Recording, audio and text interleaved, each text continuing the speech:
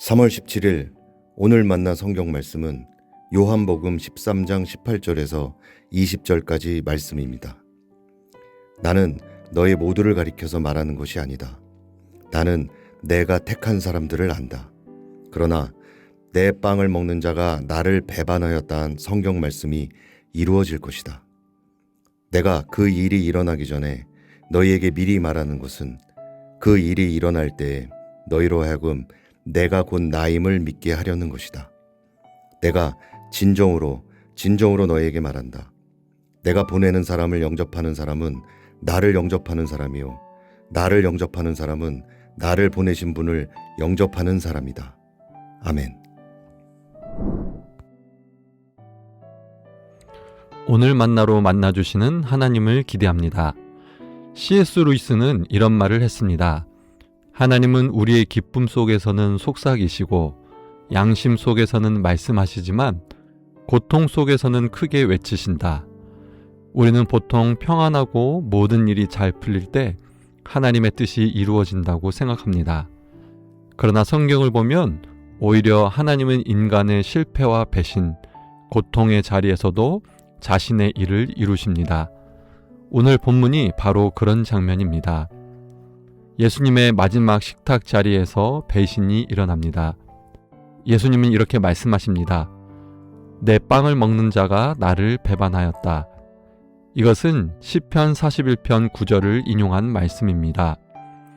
함께 식탁을 나누며 깊은 신뢰와 친밀함을 나누던 사람이 오히려 배신하게 될 것을 의미합니다. 고대 근동 문화에서 함께 떡을 나누는 식사는 우정과 언약적 신뢰의 상징입니다. 그 식탁의 사람에게서 배신이 일어난다는 것은 가장 가까운 관계에서 일어나는 뼈아픈 배신을 강조하는 표현입니다. 유다가 배신할 것을 미리 말씀하신 것입니다. 이 장면은 우리에게 인간의 현실을 보여줍니다. 배신은 항상 멀리 있는 사람에게서만 오는 것이 아닙니다. 가장 가까운 자리에서 일어나기도 합니다. 가룟 유다는 예수님의 제자였습니다. 그는 예수님과 함께 사역했고 공동체 안에 있었습니다. 그러나 결국 그는 예수님을 배신합니다. 이것은 단순히 한 사람의 타락한 이야기가 아니라 사람의 마음에서 일어나는 문제를 보여줍니다. 우리는 예수를 따르면서도 어느 순간 예수님보다 다른 것을 더 사랑할 수 있습니다.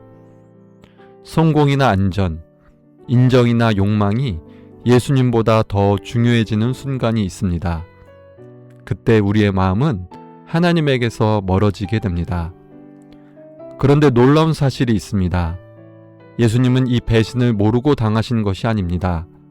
19절에서 예수님은 이렇게 말씀하십니다. 지금부터 일이 일어나기 전에 너희에게 말하는 것은 이 일이 일어날 때 내가 그인 줄 너희로 믿게 하려 함이라. 예수님은 이 일이 일어날 것을 알고 계셨습니다. 그리고 그 배신 속에서도 하나님의 계획이 이루어지고 있음을 알고 계셨습니다. 이것이 놀라운 하나님의 일하심입니다. 인간의 죄가 하나님의 계획을 무너뜨리지 못합니다. 유다의 배신은 결국 십자가로 이어졌습니다. 그리고 그 십자가는 세상의 구원이 되었습니다. 인간의 가장 어두운 선택이 하나님의 가장 큰 구원의 사건이 되었습니다. 하나님은 인간의 실패와 어둠 속에서도 자신의 일을 이루시는 분입니다. 그리고 예수님은 이어서 이렇게 말씀하십니다.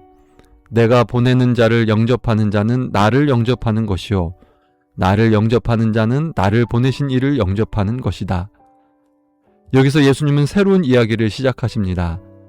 배신 이야기에서 갑자기 보내심의 이야기로 넘어갑니다.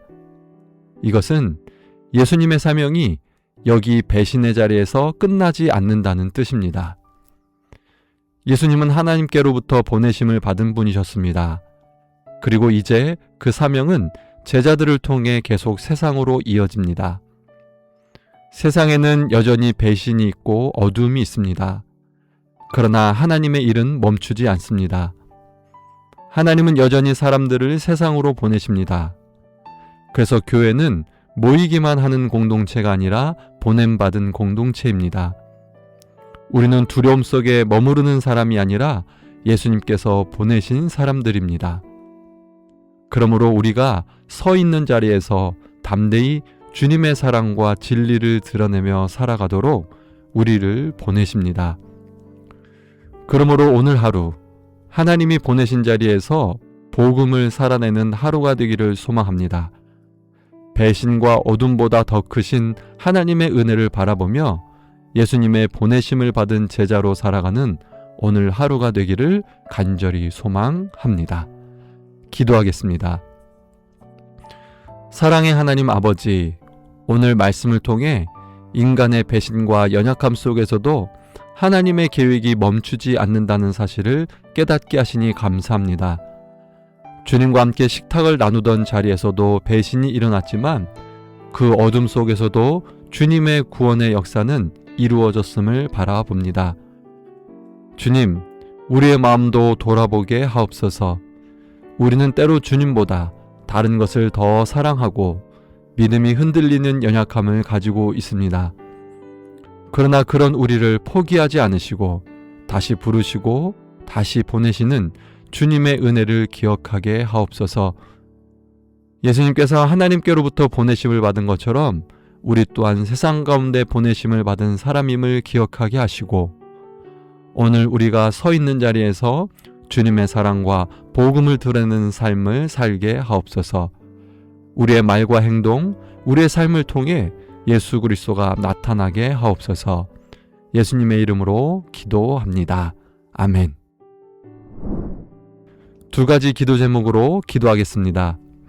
우리의 연약함과 흔들리는 마음을 돌아보게 하셔서 주님보다 다른 것을 더 사랑했던 마음이 있다면 내려놓고 다시 주님을 바라보며 살아가게 하옵소서. 우리가 예수님께로부터 보내심을 받은 사람임을 기억하며 오늘 서 있는 자리에서 주님의 사랑과 복음을 드러내는 삶을 살게 하옵소서. 나라와 북한을 위해서 기도합니다. 이 나라를 붙들어 주셔서 갈등과 분열이 아니라 정의와 진리 위에 서게 하시고 교회가 세상의 빛과 소금의 사명을 충실히 감당하게 하옵소서. 북한 땅 가운데 복음의 빛이 다시 비추게 하시고 하나님의 때에 한반도에 참된 평화와 화해가 이루어지게 하옵소서. 이 기도 제목으로 기도한 후에 개인 기도하겠습니다.